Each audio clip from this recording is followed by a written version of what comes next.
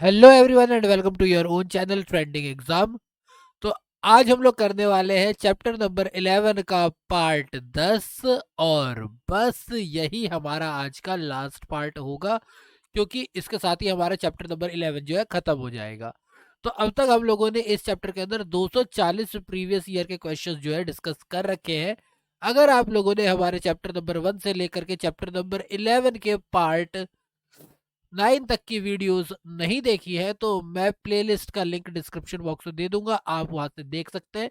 साथ ही साथ as always जैसा कि मैंने आपको बता ही रखा है कि ये जो पीडीएफ आप लोग पढ़ रहे हैं, मैं इस पीडीएफ का लिंक भी डिस्क्रिप्शन बॉक्स में डाल दूंगा, तो आप यहां से देख करके उसे भी पढ़ सकते हैं। ठीक है, तो चलिए बिना किसी देरी के स्टार्ट करते हैं चैप्टर नंबर 11 का पार्ट 10।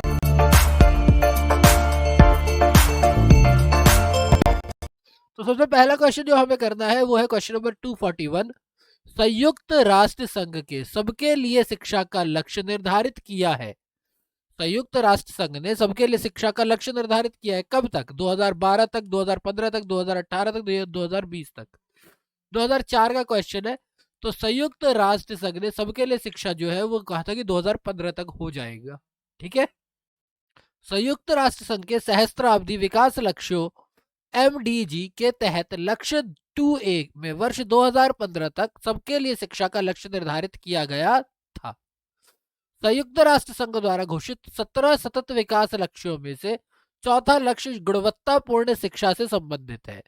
इसके तहत वर्ष 2030 तक सभी बालक एवं बालिकाओं को निशुल्क, समान और गुणवत्तापूर्ण प्राथमिक एवं माध्यमिक शिक्षा प्रदान करवाने का लक्ष्य रखा गया है।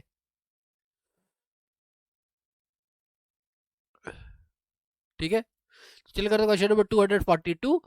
भारत में अक्षय पात्र फाउंडेशन संबंधित है, यानी अक्षय पात्र फाउंडेशन जो है वो किससे रिलेटेड है? प्राथमिक विद्यालयों के विद्यार्थियों को मध्याह्न भोजन से, ठीक है, ग्रामीण गर्भवती महिलाओं के पोषण से, ग्रामीण बच्चों के पोषण से, ग्रामीण वृद्धजनों के पोषण से। तो यह जो अक्षय पात्र फाउंडेशन है यह संबंधित है प्राथमिक विद्यालयों के विद्यार्थियों को मध्याह्न भोजन देने से, यानी कि मिड डे मील से। ठीक है, अक्षय पात्र फाउंडेशन भारत का एक गैर सरकारी संगठन एनजीओ है जिसकी स्थापना वर्ष 2000 में बेंगलुरु कर्नाटक में थी। यह संस्था स्कूली छात्रों को निशुल्क मध्याह्न भोजन उपलब्ध कराती है। Question number 243। केंद्र सरकार द्वारा एक नीति संबंधी लिए गए निर्णय के अनुसार केंद्र सरकार बच्चों के लिए मुफ्त शिक्षा प्राप्त करने के अधिकार के अंतर्गत प्रभावी रूप से कितने प्रतिशत व्यय भार वहन करेगी, यानी कितना परसेंट जो है केंद्र सरकार को करना चाहिए? 64%, 65%, 67%, 68%। 2008 का क्वेश्चन है ये। तो जो बोला गया था उस हिसाब से कहा गया था कि 68% खर्चा जो है वो सेंट्रल गवर्नमेंट जो है उठाएगी बच्चों को अगर निःशुल्क शिक्षा देनी है तो। केंद्र सरकार द्वारा बच्चों को मुफ्त एवं अनिवार्य शिक्षा देने हेतु 68% का व्यय भार वहन किया जाएगा। बच्चों में के मुफ्त शिक्षा प्राप्त करने के अधिकार के अंतर्गत 6 से 14 वर्ष के आयु के सभी बच्चों को मुफ्त प्रारंभिक शिक्षा प्रदान करने का प्रस्ताव है। Question number 244। केंद्रीय विद्यालय कब स्थापित किए गए? काफी अच्छा क्वेश्चन, डायरेक्ट क्वेश्चन है एक्चुअली। 1999 का क्वेश्चन है, लेकिन ये स्थापना की गई थी 1962 में, जो कि इनमें 1962 नहीं, 1963 एक्चुअली। 1963 टू में नहीं थी, 3 में थी। हाँ, ये करेक्ट ऑप्शन होगा। केंद्रीय विद्यालयों की स्थापना वर्ष 1962 में की गई थी तथा यह वर्ष 1963 में केंद्रीय माध्यमिक शिक्षा बोर्ड से संबंध हुए थे। इस प्रकार अभिष्ट विकल्प जो है वो ए होगा, क्योंकि स्थापना तो 1962 में कर दी गई थी लेकिन सीबीएसई के अंदर ये लोग 1963 के अंदर आए थे। 245। विजन 2020 फॉर इंडिया दस्तावेज संबंधित है किससे? कृषि विकास से, औद्योगिक विकास से, आर्थिक विकास से या गरीबी उन्मूलन से? ये तो मुझे भी पता है, विजन 2020 है आर्थिक विकास से। ठीक है, विजन 2020 फॉर इंडिया तत्कालीन भारतीय राष्ट्रपति, 2014 की बात कर रहे हैं तो हम उससे पहले की बात कर रहे हैं। तत्कालीन भारतीय राष्ट्रपति डॉक्टर एपीजे अब्दुल कलाम द्वारा प्रस्तावित दस्तावेज है जो कि भारत को वर्ष 2020 तक विकसित राष्ट्र बनाने से संबंधित है। 20 चला गया, 21 खत्म हो गया। मेरा जब जन्म हुआ था तब से सुन रहा हूँ कि भारत एक विकासशील देश है, पता नहीं कब सुनूंगा भारत एक विकसित देश है। 246। विजन 2020 है किस चीज से? एशियान का एक कार्यक्रम है किसी एक क्षेत्र से शांतिपूर्ण समग्र विकास का। संयुक्त राष्ट्र संघ की विश्व की जनसंख्या नियंत्रण करने का एक कार्यक्रम है। पाकिस्तान का एक कार्यक्रम है जिससे जीवन स्तर को ऊंचा उठा किया जा सके या करने का। या भारत सरकार का एक कार्यक्रम है सभी क्षेत्रों में पूर्ण आत्मनिर्भरता प्राप्त करने का। तो डी ही इसका करेक्ट होगा क्योंकि आर्थिक विकास से रिलेटेड है और आर्थिक विकास के अंदर आत्मनिर्भरता भी आती है। ठीक है, 2001 और 1998 दोनों का क्वेश्चन था ये। विजन 2020 आपको ये याद रखना कि ये डॉक्टर APJ अब्दुल कलाम द्वारा दिया गया था। डॉक्टर APJ अब्दुल कलाम के द्वारा दिया गया था और साथ ही साथ ये क्या है इंडिया के आर्थिक विकास के लिए। क्वेश्चन 247, ग्रामीण क्षेत्रों में शहरी सुविधाएं देने की नीति को समर्थन किसने किया था कि ग्रामीण क्षेत्रों में भी शहरी सुविधाएं दी जाए? Doctor APJ Abdul Kalam, doctor Manmohan Singh, doctor Karan Singh या फिर डॉक्टर मोन्टेक सिंह आलूवाले। 2007 का क्वेश्चन है। तो ये जो बात कही थी ये कही थी डॉक्टर APJ अब्दुल कलाम ने कि भैया ऐसा क्यों है कि गांव के क्षेत्रों को आप शहरी सुविधाएं नहीं दे सकती, शहरी सुविधाएं गांव के क्षेत्रों को भी दो। ग्रामीण क्षेत्रों में शहरी सुविधाएं देने की नीति का समर्थन भारत के तत्कालीन राष्ट्रपति डॉक्टर APJ अब्दुल कलाम ने किया था। इस हेतु उन्होंने 4 प्रकार के संपर्क मुहैया कराने की बात कही थी। उन्होंने वास्तविक संपर्क, इलेक्ट्रॉनिक संपर्क, ज्ञान के संपर्क और माध्यम से ग्रामीण क्षेत्रों के आर्थिक संपर्क पर जोर दिया था। यानी कि आप पहले किस में बात करो, वास्तविक यानी कि फिजिकली हमारी रीच हो गांव तक, इलेक्ट्रॉनिक रीच हो हमारी गांव तक, नॉलेज की ज्ञान की रीच, और जब ये तीनों हो जाएंगे तो गांव में फिर आर्थिक विकास भी जो हो वो भी हो। क्वेश्चन नंबर 248, पूरा providing urban amenities in rural areas, वही वाली बात है, ग्रामीण क्षेत्रों में शहरी सुविधाएं। ग्रामीण विकास के लिए संबंधित महत्वाकांक्षी कार्यक्रम को सर्वप्रथम प्रस्तुत किया था, लेके कौन आया था इसे? तो जिसने इसको सपोर्ट किया था वही लेकर के भी आए थे, डॉक्टर APJ अब्दुल कलाम की ही बात थी ये। ठीक है, 2014 का क्वेश्चन, अच्छा क्वेश्चन है। पूरा providing of urban amenities to rural areas की अवधारणा को पूर्व राष्ट्रपति डॉक्टर APJ अब्दुल कलाम ने अपनी पुस्तक टारगेट 3 बिलियन, जिसके सह लेखक सृजन पाल सिंह थे, है, में सर्वप्रथम प्रस्तुत किया था। भारत के 54वें गणतंत्र दिवस की पूर्व संध्या पर तत्कालीन राष्ट्रपति डॉक्टर APJ अब्दुल कलाम ने पूरा की अवधारणा को जनता के समक्ष प्रस्तुत किया कि उनका सपना क्या है पूरा का, कि गांव में भी शहरों की तरह क्या हो, फैसिलिटीज हो। इसके पश्चात 15 अगस्त 2003 को तत्कालीन प्रधानमंत्री ने पूरा योजना के क्रियान्वयन की घोषणा कर दी थी कि भैया इसको हम लोग क्या कर रहे हैं, चालू कर रहे हैं।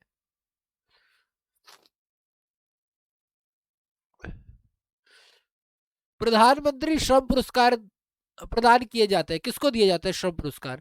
केवल राज्य सरकारों के सार्वजनिक उद्यम के कर्मचारियों को, केवल केंद्र सरकार के सार्वजनिक उद्यम के कर्मचारियों को, केवल राज्य के तथा केंद्र के सरकारों के सार्वजनिक उद्यम के कर्मचारियों को, या फिर राज्य तथा केंद्र के सार्वजनिक उद्यम तथा निजी क्षेत्र के चयनित विनिर्माण इकाइयों में कार्यरत कार्यक्रमों को, कर्मचारियों को। सबसे लंबा ऑप्शन जब भी समझ में आए, जो सबसे लंबा ऑप्शन होता है वो करेक्ट होता ही होता है, मोस्ट ऑफ टाइम सबसे ज्यादा करेक्ट वही होता है। तो केंद्र एवं राज्य के सार्वजनिक उद्यम तथा निजी क्षेत्र के चयनित विनिर्माण इकाइयों में कार्यरत कर्मचारियों को क्या दिया जाता है, श्रम पुरस्कार दिया जाता है। प्रधानमंत्री श्रम पुरस्कार भारत सरकार के श्रम एवं रोजगार मंत्रालय द्वारा प्रदान किया जाता है। यह पुरस्कार औद्योगिक विवाद अधिनियम 1947 में परिभाषित किए गए केंद्र एवं राज्य सरकारों के विभागीय उपक्रम, केंद्र और राज्य के सार्वजनिक उपक्रम और निजी उद्यम जिनमें कम से कम 500 लोग काम कर रहे हो के बेहतर प्रदर्शन करने वाले कामगारों को दिया जाता है। क्वेश्चन नंबर 250, राष्ट्रीय पुनर्वास एक पुनः स्थापन नीति 2007 के संदर्भ में निम्नलिखित कथनों पर विचार कीजिए। कर लेते हैं निम्नलिखित कथनों पर विचार। पहला, यह नीति केवल उन्हीं व्यक्तियों पर लागू होती है जिनकी भूमि किसी परियोजना के लिए अधिग्रहित की गई हो, ना कि किसी दूसरे कारण से अनैच्छिक विस्थापन होने पर। इस नीति का निरूपण सामाजिक न्याय एवं सशक्तिकरण मंत्रालय ने किया है। तो मैं आपको सीधी सी बात बता दूं, ये दोनों की दोनों बातें ही गलत है। ना तो ये करेक्ट है ना तो ये करेक्ट है, दोनों ही गलत है। डी करेक्ट होगा आंसर इसका, क्योंकि दोनों में से दो कोई भी बातें सही नहीं है। राष्ट्रीय पुनर्वास एवं पुनः स्थापन नीति 2007 के द्वारा वह सभी व्यक्ति लाभान्वित होंगे जिनकी भूमि किसी परियोजना के लिए अधिग्रहित की गई है, और उसमें उन व्यक्तियों अथवा परिवारों को भी सम्मिलित किया जाएगा जिनका विस्थापन अन्य किसी अनैच्छिक कारण से हुआ है। इस नीति का निरूपण ग्रामीण विकास मंत्रालय द्वारा किया गया था, इसीलिए दोनों कथन क्या है, गलत है। भारत में विकलांग व्यक्ति पर्सन विद डिसेबिलिटीज की संख्या लाखों में, क्वेश्चन नंबर 251 की बात कर रहे हैं हम लोग। वैधानिक स्तर पर कौन से लाभ उपलब्ध होते हैं? ठीक है, देखते हैं पर्सन विद डिसेबिलिटीज को कौन कौन से फायदे होते हैं। सरकार द्वारा चलाए जा रहे स्कूलों में 18 वर्ष की आयु तक निःशुल्क शिक्षा, सही बात है। व्यवसाय स्थापित करने के लिए वरीयता से भूमि का आवंटन, ये भी होता है। सार्वजनिक भवनों में ढाल की उपलब्धता होना, बिल्कुल सही बात है। ये तीनों बातें ही, ये तीनों फायदे ही एक पर्सन विद डिसेबिलिटी को मिलते हैं, तो ये बात बिल्कुल सही है। तीनों ही पॉइंट हो गए इसके। कौन सा सही है? तीनों ही सही है। डी। विकलांग व्यक्ति अधिनियम the person with disability act 1995 की धारा 26 के तहत विकलांग बच्चों को न्यूनतम 18 वर्ष की आयु तक निःशुल्क एवं अनिवार्य शिक्षा प्रदान करने का प्रावधान है। धारा 43 में प्रावधानित है कि संबंधित सरकारें एवं स्थानीय प्राधिकरण विकलांग व्यक्तियों को रियायती दरों एवं वरीयता के आधार पर गृह निर्माण व्यवसाय स्थापना के लिए भूमि आवंटन करने की योजनाएं अधिसूचित करेंगे। और धारा 46 में लिखा हुआ है कि भैया व्यक्तियों की सुविधा के लिए सार्वजनिक भवनों में रैंप्स की उपलब्धता का भी प्रावधान किया गया कि भैया ऐसा जितने भी आपकी पब्लिक बिल्डिंग्स है, जितने भी आपके सरकारी बिल्डिंग्स है, उन सब में क्या होना चाहिए, ढाल होना चाहिए, ताकि वो लोगों के लिए भी एक्सेसिबल हो। 252 दृष्टि विकलांग हेतु राष्ट्रीय संस्थान निम्नलिखित में से कहाँ अवस्थित है, दृष्टि से रिलेटेड जो है उसके लिए कहाँ पर स्थित है?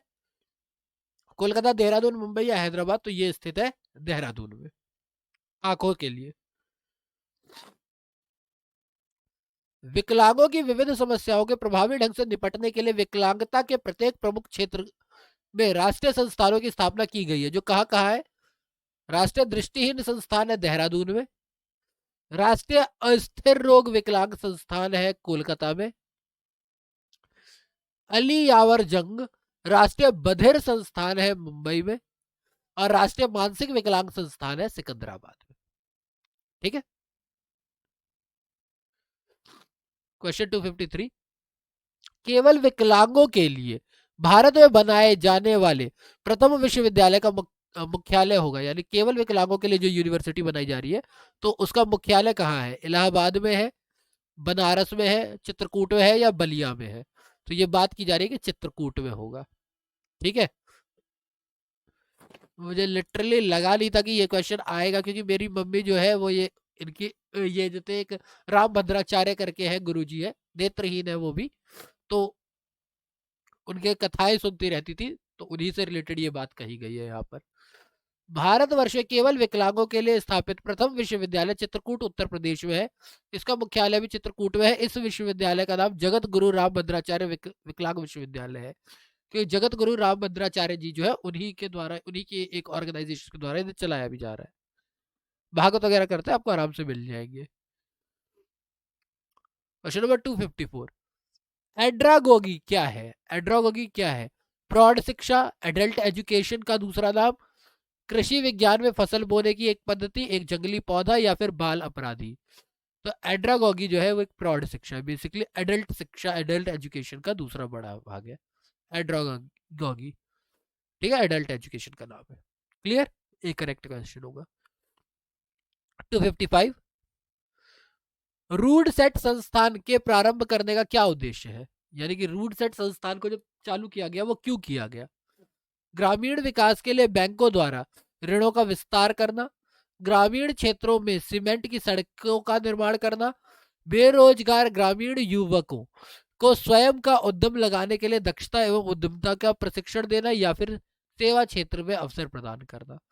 तो रूड सेट जो है वो बेसिकली सबसे बड़ा ऑप्शन जो होता है वो करेक्ट होता है। तो बेरोजगार ग्रामीण युवकों को स्वयं का उद्यम लगाने के लिए दक्षता एवं उद्यमता प्रशिक्षण देना।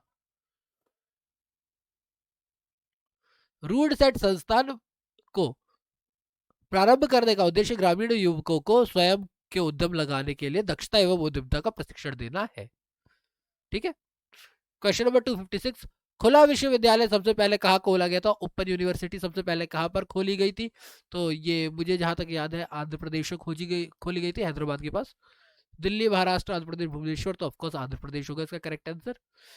भारत का प्रथम खुला यानी ओपन यूनिवर्सिटी जो है हैदराबाद के भीमराव अंबेडकर नाम पर अगस्त 1982 में स्थापित किया गया था। भीमराव अंबेडकर जी के नाम पर किया गया था हैदराबाद में। ठीक है। क्वेश्चन नंबर 257, ग्रामीण युवकों के लिए स्वैच्छिक संस्था तरुण भारत संघ निम्न में से किस राज्य में कार्य कर रही है? तो तरुण भारत संघ जो है वो काम करती है राजस्थान में। सीधा याद रखो, तरुण भारत संघ कहां पर है? राजस्थान में। तरुण भारत संघ डॉक्टर राजेंद्र सिंह द्वारा स्थापित एक स्वयंसेवी संगठन है जो धारणीय विकास के लिए राजस्थान में कार्य करती है। ठीक। क्वेश्चन नंबर 258, राष्ट्रीय युवा नीति 2014 के अनुसार निम्नलिखित में से किस आयु वर्ग के युवा लाभान्वित होंगे? तो राष्ट्रीय युवा नीति जो है 2014 की, उसके अंदर आते हैं 15 से 29 साल के बच्चे।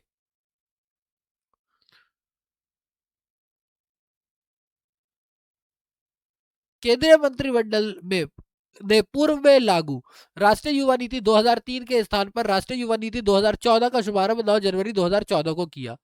राष्ट्रीय युवा नीति 2014 का लक्ष्य युवाओं को पूर्ण क्षमता हासिल करने, उन्हें सशक्त बनाने और उसके जरिए देश को राष्ट्रों के बीच सही जगह हासिल करने में समर्थ बनाना है। लक्ष्य को हासिल करने के लिए 5 उद्देश्य और 11 प्राथमिकता वाले क्षेत्रों की पहचान की गई। इस नीति में 15 से 29 वर्ष आयु के सभी युवाओं की जरूरतें पूरी होगी। वर्ष 2011 की जनगणना के अनुसार कुल आबादी का 27.5% 15 से 29 वर्ष के बच्चों का ही है। क्वेश्चन नंबर 259, वर्ष 2009 हेतु परिवार कल्याण सांख्यिकी जो कि संघीय स्वास्थ्य मंत्रालय द्वारा हाल ही में घोषित की गई है के अनुसार भारत में 2010 में जन्म पर जीवन प्रत्याशा क्या है? तो अगर मैं 2006 से 2010 के 5 सालों की बात करूं तो इसमें ये थी, कहते हैं पुरुष 65.8 और महिलाएं 68.1 जीवन प्रत्याशा, एवरेज एज जो आ रही थी वो ये थी। ठीक है। क्वेश्चन 2008 का है तो उस टाइम के, अभी तो चेंज हुआ है, 2009 का बात है, अब तो चेंज हो गया। खैर, प्रश्नकाल में वर्ष 2006 से 10 के दौरान भारत में जन्म पर जीवन प्रत्याशा पुरुष 65.8 और महिला 68.1 थी। स्वास्थ्य मंत्रालय द्वारा जारी भारत में स्वास्थ्य एवं परिवार कल्याण सांख्यिकी 2013 के अनुसार पुरुष तथा महिलाओं के जन्म के जीवन प्रत्याशा वर्ष 16 से 20 के दौरान 68.8 और 71 वर्ष है, यानी कि पुरुष 68.8 जबकि महिलाएं 71 वर्ष। ठीक है। दोनों का 3-3 साल के करीब लगभग बढ़ गया। जबकि 21 से 25 के दौरान ऐसा अनुमान लगाया जा रहा है कि नॉर्मल लड़कों के लिए 69.8 और औरतों के लिए 72.3 वर्ष संभावित है। मानव विकास रिपोर्ट, ह्यूमन डेवलपमेंट रिपोर्ट 2020 के अनुसार 2019 से के भारत में महिला एवं पुरुष का जन्म के समय जीवन प्रत्याशा क्रमशः 71 वर्ष और 68.5 वर्ष है, जो कि समग्र रूप से 69.7, यानी HDI 2019 के हिसाब से आदमी 71 वर्ष और औरतें 68.5 वर्ष। ठीक है। Question number 260, finally Deepak Parekh committee अन्य चीजों के साथ साथ निम्नलिखित में से किस एक उद्देश्य के लिए गठित की गई थी? कुछ अल्पसंख्यक समुदायों की वर्तमान सामाजिक आर्थिक स्थिति का अध्ययन करने के लिए, अवसंरचना के विकास एवं वित्तीयन के लिए उपाय सुझाने के लिए, अनुवांशिकता रूपांतरण जीवन के उत्पादन के विषय में एक नीति बनाना, या फिर केंद्रीय बजट में राष्ट्रीय घाटा कम करने का उपाय सुझाने के लिए। तो दीपक पारेख जो कमेटी थी वो अवसंरचना के विकास और वित्तीयन के लिए उपाय सुझाना उसका मेन काम था। 2009 का क्वेश्चन है। केंद्र सरकार द्वारा दीपक पारेख कमेटी का गठन मई 2007 में अवस्थापना विकास एवं वित्तीयन के लिए उपाय सुझाने के लिए किया गया था। And finally with this question ये चैप्टर होता है कंप्लीट। एंड क्या हो गया ये? So finally with this question ये चैप्टर होता है कंप्लीट। एंड अगर आपको वीडियो अच्छी लगी हो तो प्लीज वीडियो को लाइक करें। और मैं बोलूंगा अभी कि देखो ऐसे रेड कलर से सब्सक्राइब लिखा हुआ दिख रहा होगा, उसको ग्रे कलर का बना दो। मैं बोलता रहता हूँ, आप लोग करते नहीं हो, तो ये सब्सक्राइब भी कर दो। अगर आप लोगों को लगता है कि आप हमारी वीडियो की रीच दूर तक पहुंचनी चाहिए तो प्लीज वीडियो को शेयर करें। और जैसा कि मैंने ऑलवेज कहा हुआ है कि अगर आपके पास मेरे लिए कोई कंप्लेन है, कोई एडवाइस है, कोई सजेशन है, प्लीज कमेंट बॉक्स में मुझे बताएं ताकि मैं अपने वीडियोस को और ज्यादा इंटरेक्टिव बना सकूं। सो दैट्स बीन सेड, जल्दी आता हूं मैं चैप्टर नंबर 12 के साथ। तब तक के लिए stay tune, be safe, be healthy and thank you for your time.